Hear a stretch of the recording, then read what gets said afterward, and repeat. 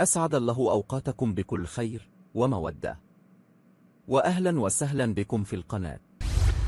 منذ أن دخلت لعبة كرة القدم عالم الاحتراف، ظلت هذه الرياضة الأكثر شعبية في العالم، مستهدفة من المحتالين سواء داخل مكاتب المراهنات أو حتى داخل المستطيل الأخضر.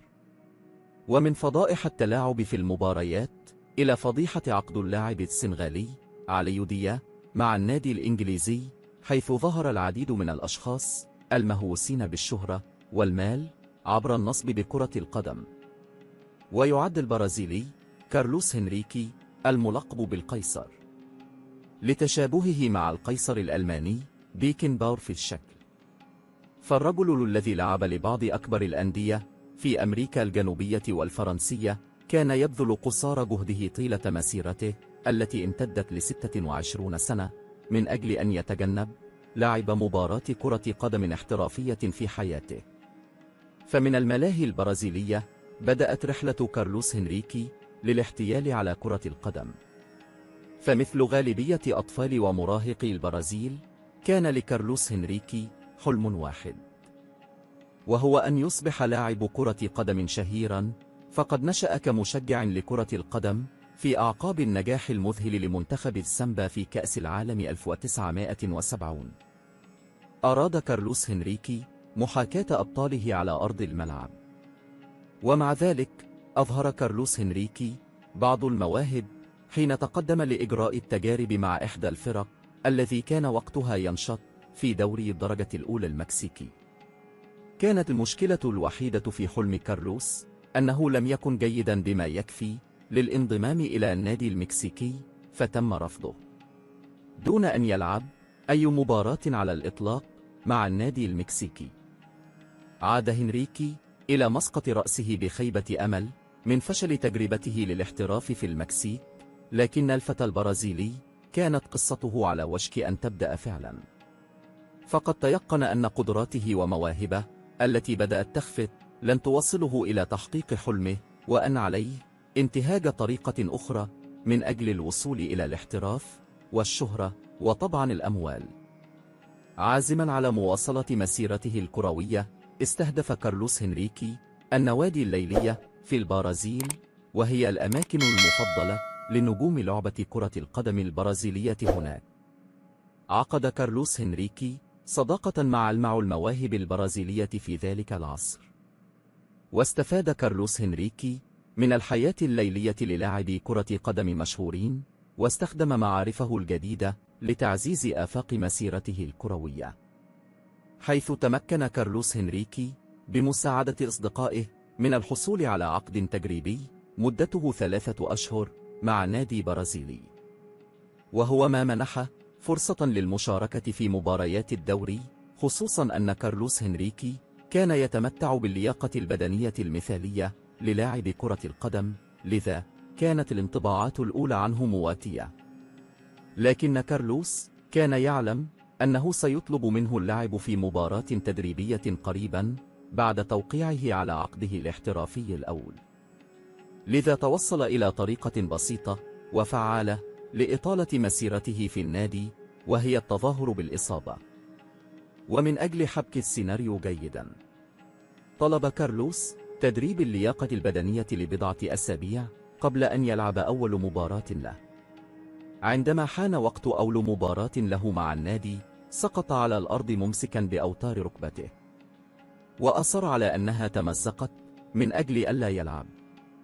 نظرا لغياب التكنولوجيا الطبية في ثمانينيات القرن الماضي، كان من الصعب اكتشاف كذب هنريكي، لذلك ذهب كارلوس إلى المستشفى من أجل العلاج، وهكذا قضى أول مواسمه. مشت خدعة كارلوس هنريكي على إدارة النادي، فطيلة أشهر ظل يأخذ راتبه العالي، بينما كان يقضي هذه الفترة في النوادي الليلية مع زملائه ويتباهى أمامهم بمسيرته.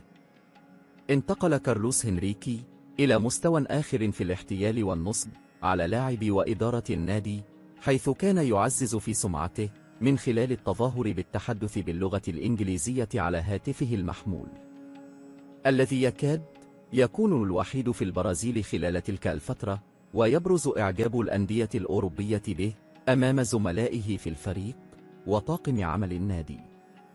استمر هذا الأمر حتى أدرك طبيب النادي الذي كان يتحدث الإنجليزية بطلاقة أن الملقب الآن بالقيصر لم يكن قادرا على التحدث باللغة الإنجليزية على الإطلاق. فعند إلقاء نظرة على هاتفه المحمول أدرك الطبيب أنه ليس أكثر من لعبة. وقبل أن يكتشف أمره غادر كارلوس النادي واستخدم معرفة بين لاعبي كرة القدم لتأمين عقد جديد له، وهذه المرة في نادي الفلامينغو، باستخدام الأسلوب نفسه وادعاء الإصابة. تمكن كارلوس من الحصول على راتب جيد وشهرة كبيرة لمدة عدة أشهر في نادي الفلامينغو من دون أن يلعب أي مباراة قبل الانتقال مرة أخرى. انتقل بعدها كارلوس إلى نادي بنغو البرازيلي سنة 1985 بعد أن اقتنع مالك النادي الثري بإمكاناته وأراد رؤيته في الملعب لاعبا لناديه بنغو. أثناء تعافيه من إحدى إصاباته التي لا تنتهي فوجئ كارلوس بأن اسمه قد أدرج ضمن قائمة المباراة التالية، ولكن المدرب طمأنه بأن السبب الوحيد هو استكمال القائمة لكثرة الإصابات وأنه لن يدفع به حتى لاكتمال شفائه. ومع ذلك وجد كارلوس نفسه في وضع محرج، فبعد تأخر فريقه في النتيجة طلب المدرب منه الإحماء استعدادا للمشاركة، خصوصا أنه يحتاج مهاجما للعودة في النتيجة. استغل كارلوس غضب الجماهير من سوء النتائج ومطالبتهم برحيل المدرب، ودخل في اشتباك معهم أثناء الإحماء ليشهر حكم المباراة البطاقة الحمراء في وجهه لينجو من ورطة اللعب في تلك المباراة. بعد المباراة صب المدرب غضبه على كارلوس، وتوقع الجميع نهاية رحلته مع النادي، لكن كارلوس فعل عبقريته لتبرير فعله. وقال كارلوس لمدربه: قبل أن تقول حرفا دعني أخبرك بشيء واحد، لقد أخذ مني الرب أبا فيما سبق، ثم عاد ومنحني أبا آخر هو أن. ضع نفسك مكاني، هل كنت لتقبل أن ينعت أبوك بأنه لص؟ هذا ما فعله المشجعون، ولو عاد بي الزمن لكررت فعلتي دون ندم. بعد هذا التبرير العبقري قام النادي بتمديد تعاقده مع كارلوس ل6 أشهر إضافية دون أن يلعب. وبعد مسيرة طويلة مع أندية البرازيل وأمريكا الجنوبية قرر كارلوس الاحتراف في أوروبا، وبالضبط في نادي أجاكسيو الفرنسي، وأمام آلاف المشجعين الفرنسيين الذين احتشدوا لاستقبال الموهبة البرازيلية الجديدة. كان على كارلوس إظهار بعض مهاراته للجمهور، لكنه اكتفى بركل كل الكرات إلى الجمهور للاحتفاظ بها للذكرى، واكتفى بالركض في أول حصة تدريبية له. وتشير بعض المصادر أن كارلوس لعب مع نادي أجاكسيو الفرنسي 30 مباراة، بينما تشير مصادر أخرى إلى أنه لم يلعب أي مباراة على الإطلاق. لكن الأكيد أن كارلوس الذي يلعب مهاجما لم يسجل أي هدف في مسيرته.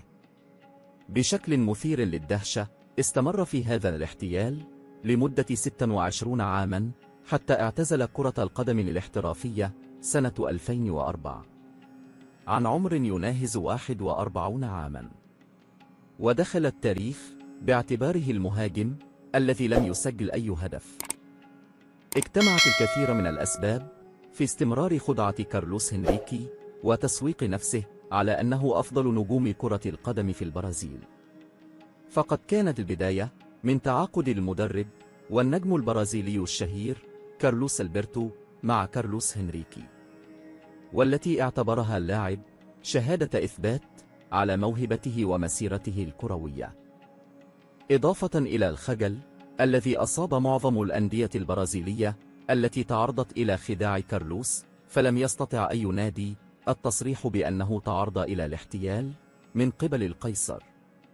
كما كان تركيز الصحافة البرازيلية منصبا على نجوم المنتخب، وهكذا واصل كارلوس الانتهازي حيله دون أن يكشفه أحد.